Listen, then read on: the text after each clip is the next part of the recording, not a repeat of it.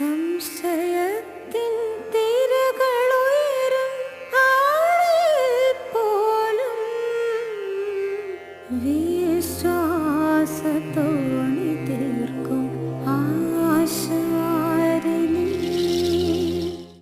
ദൈവപിതാവിന്റെ സ്നേഹപ്രവാഹത്തിന് ഭൂമിയിൽ കാവലാളായ ഒരു മരപ്പണിക്കാരനായിരുന്നു വിശുദ്ധ യൗസേപ്പ് പിതാവ്.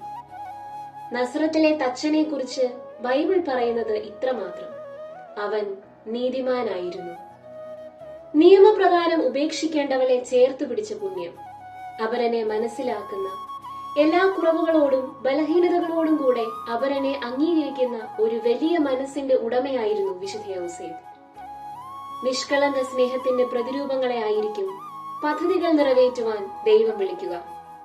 നമുക്കും പ്രാർത്ഥിക്കാം വിശുദ്ധ യൗസേപ്പ് പിതാവിനോട്, ദൈവിക പദ്ധതികളെ തിരിച്ചറിഞ്ഞ് ജീവിക്കുവാൻ കൃപയേകണമേ.